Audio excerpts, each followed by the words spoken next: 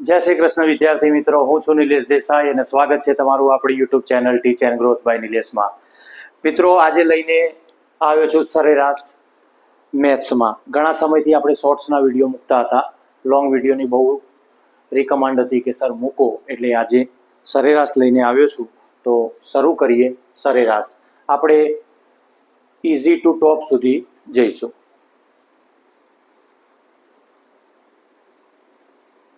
સૌ પ્રથમ સરેરાશનું સૂત્ર શું? તો સરેરાશ બરાબર આપેલા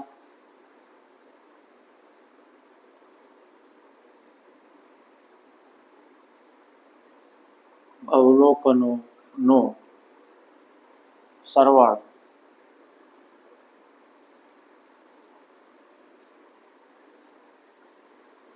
છેદમાં કુલ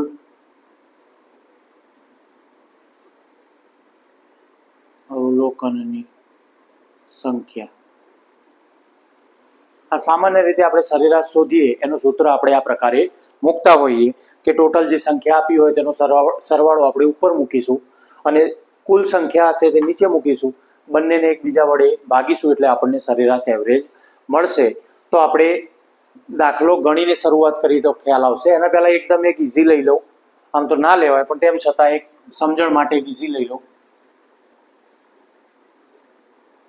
4, 7, 9, 15,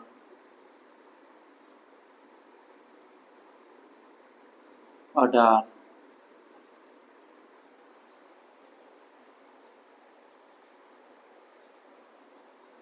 5 ની સરેરાશ શોધો.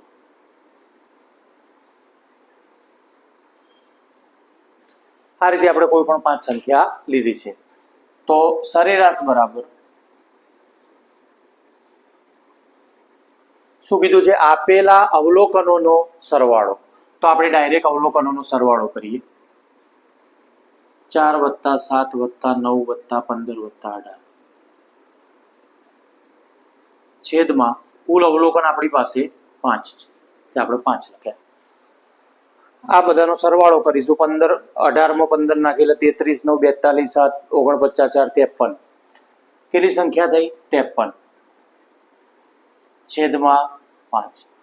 53 ને 5 વડે ભાગીએ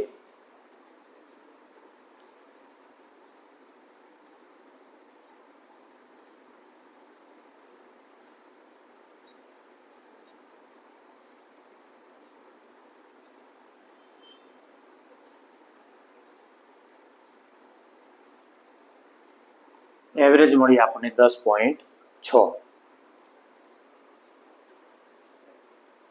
તો આ હતો સિમ્પલ દાખલો, જે સૌથી સરળ રીતમાં પૂછાયો હોય તો આ પ્રકારે હોય. આનાથી આગળ જઈશું જે પોઈન્ટવાળાથી આગળ જઈશું કે એક જગ્યા મિસિંગ હોય.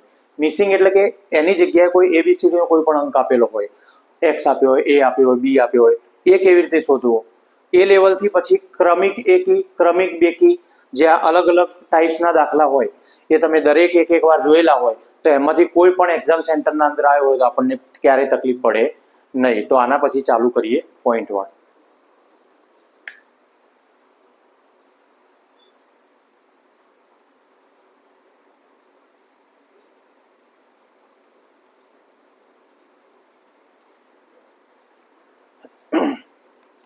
રકમ લઈશું આપણે.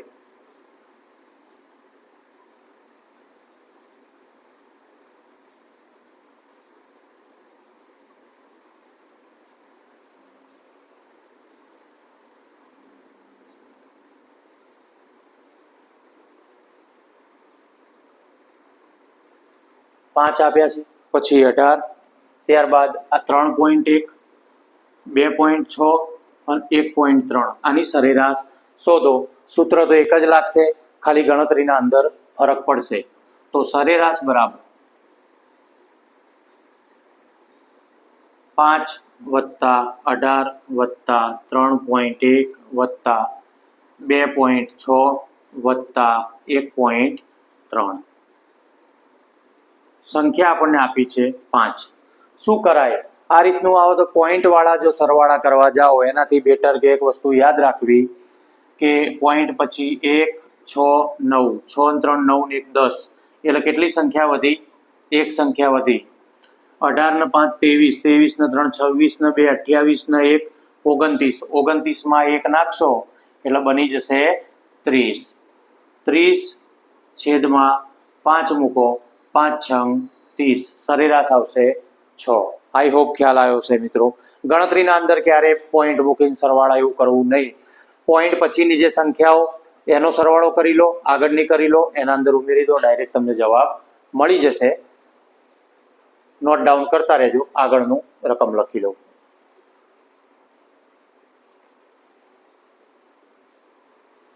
હવે લઈશું જે કોઈ એક સંખ્યા મિસિંગ હોય કે શોધવાની આપી હોય. ધારો કે 2 9 8 એ 3 અને 9 ની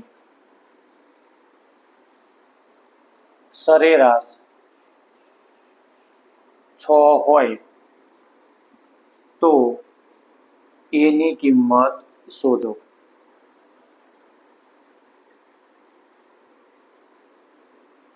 હવે દેખો મિત્રો, જો અહીંયા એ ની જગ્યાએ આપણને શોધવાનું કહ્યું હોય આ જગ્યાએ, તો ત્યાં શોધવાનું હોય તેનો એનો મતલબ શું થયો કે આ 1 2 3 4 5 6 સંખ્યાના અંદર એનો સરેરાશ આપણને આપેલો છે જે આપણે અહીંયા મૂકી શકીએ અને આ સરવાળા કરીશું એમાં એક એ વાળો આવશે, કુલ સંખ્યા આવશે, એના પરથી આપણને મળશે એ. તો ગણીએ એટલે ખ્યાલ આવશે. સરેરાશ બરાબર સંખ્યાઓનો સરવાળો 2 + 9 + 8 + a + 3 + 9 છેદમાં લખીશું કુલ સંખ્યા કેટલી? 6. સરેરાશની જગ્યાએ હું 6 મૂકું બરાબર 9 ને 8 17 17 ને 2 19 ને 3 22 ને 9 આ 9 છે મિત્રો. 22 ને 9 31 31 પ્લસ એ છેદમાં આયા 6 6 બરાબરની પેલી બાજુ જાય, અહીંયા ભાગાકારમાં હોય પેલી બાજુ જાય તો ગુણાકારમાં જતું રહેશે એટલે બનશે છાયો છાયો 36. અહીંયા જ લખો બનશે છાયો છાયો 36 બરાબર 31 પ્લસ એ 31 આ બાજુ પ્લસ છે બરાબરની પેલી બાજુ લઈ જાઉં તો માઇનસ થઈ જશે એટલે એ બરાબર 36 માઇનસ 31 એટલે કે આપણો આન્સર થશે એ બરાબર 5. આ જવાબ છે આપણો. એના પરથી હવે અપૂર્ણાંકવાળી સંખ્યાઓનું સરેરાશ શોધીશું. તો એ કેવી રીતે કરવો એ પણ જોઈ લઈએ. પુશ કરીને નોટ ડાઉન કરતા રહેજો, હું આગળ વધું છું.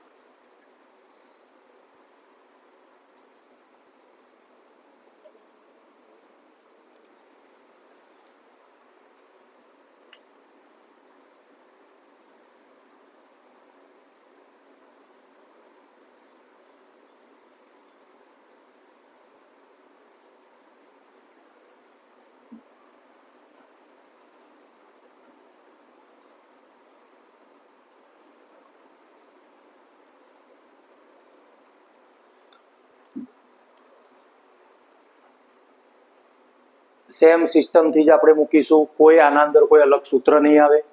ઉપર આપેલા અવલોકનોનો સરવાળો, નીચે કુલ અવલોકનની સંખ્યા. તો આપણી પાસે અવલોકન અપૂર્ણાંકમાં કેટલા છે? 4. તો શરૂઆત કરીએ. સરેરાશ બરાબર 1/4 વત્તા 2/5 વત્તા 3/4 વત્તા અને કુલ અવલોકન કેટલા આપણી પાસે? 4. હવે હું શું કામ કરું? જો ડાયરેક્ટ લખીશ તો ખ્યાલ નહીં આવે. જેના છેદ સરખા હોય એ જોડે જોડે લખી દઉં. 4 4 અને 5 5, જેથી આપણે જ્યારે લસા લેતા હોઈએ ત્યારે છેદ સરખો કરતા હોય એ રીતનું થઈ જશે. નીચે 4 આવશે, એક જ વાર લખાશે, ઉપર આ બેનો સરવાળો થશે. 3 ને 1 4 છેદમાં 4. અહીંયા 2 માંથી એક વાર 5 લખાશે. 3 ને 2 5 છેદમાં 5 અને નીચે આપણી 4 સંખ્યા. 4 વડે 1 4 વડે 1 તો શું થશે? 1 + 1 છેદમાં 4. તો 2 છેદમાં 4, 2 દુ 4, શું વધ્યા 1/2, જેને આપણે 0.5 કહીશું, જે થશે આપણો આન્સર. આઈ હોપ ખ્યાલ આવી ગયો હશે. તો હવે હજુ પણ બે અલગ અલગ રીતના દાખલા બાકી છે કે એકી ક્રમિક સંખ્યાઓ અને બેકી ક્રમિક સંખ્યાઓ. તો આપ પુશ કરીને લખતા રહેજો.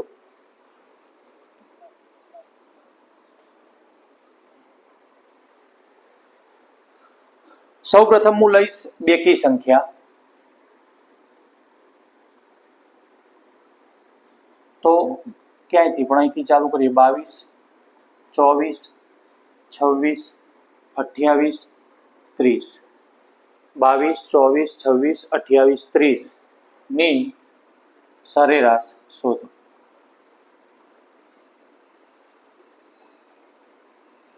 દેખો, આ પ્રકારના દાખલામાં જનરલી લોકો શું કરતા હોય કે બધાનો સરવાળો કરશે. સરવાળો કરીને પછી એને 1, 2, 3, 5 સંખ્યા છે તો 5 વડે ભાગશે. તો ના, એના પહેલા એટલું જોઈ લેવું કે 22, 24, 26, 28, 30 તમામ બેકી સંખ્યા હોવાથી એટલી બધી મહેનત કરાય નહીં. શું કરાય? તો ક્રમિક, આનું આ સૂત્ર યાદ રાખી લેજો, ક્રમિક બેકી સંખ્યાની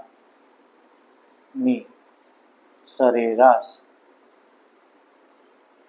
બરાબર પ્રથમ સંખ્યા વત્તા અંતિમ સંખ્યા છેદમાં 2. પ્રથમ સંખ્યા કઈ આવશે? 22. અંતિમ સંખ્યા 30 છેદમાં 2. 30 માં 22 ઉમેરો એટલે 52 છેદમાં 2. 52 ના અડધા કરો એટલે 26, જે થઈ આપણું બેકી સંખ્યાઓની સરેરાશ. તો જોઈ લો, 2 આ બાજુ 2 આ બાજુ, વચ્ચે સરેરાશમાં કઈ આવી? 26. એ પ્રકારે પણ ડાયરેક્ટ શોધી શકો આપ. જો તમે સ્પર્ધાત્મક પરીક્ષામાં હો આ રીતે તમને આપ્યું હોય 5 સંખ્યા સરેરાશ કીધી હોય તો મધ્ય અંક એનું સરેરાશ બનશે ક્રમિક બેકીમાં, ક્રમિક એકીમાં.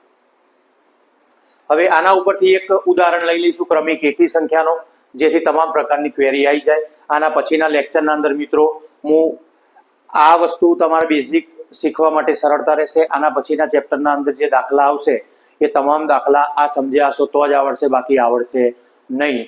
એટલે એકવાર આ લેક્ચર જોઈ સમજી લેજો, જેથી આવનાર થોડા હાર્ડ લેવલના દાખલા હશે જે આપ આરામથી સમજી શકો.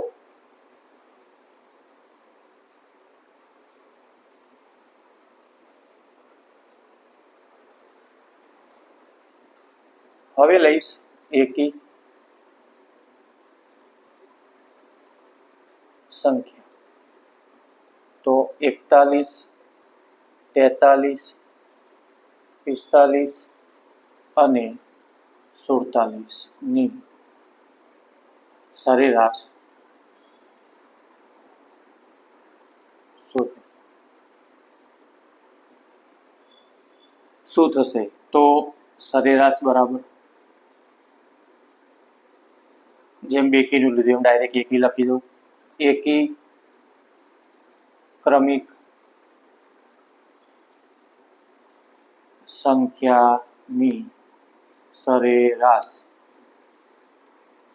બરાબર હમણાં જોયું એમ પ્રથમ સંખ્યા વત્તા અંતિમ સંખ્યા છેદમાં 2. પ્રથમ સંખ્યા 41, અંતિમ સંખ્યા 47, 40 ને 40 80, 80 7 ને 1 8, 88 થશે મિત્રો. 88 છેદમાં 2. 2 વડે એટલે 88 ના અડધા 44, જે આપણી સરેરાશ થશે. આઈ હોપ ખ્યાલ આવી ગયો હશે.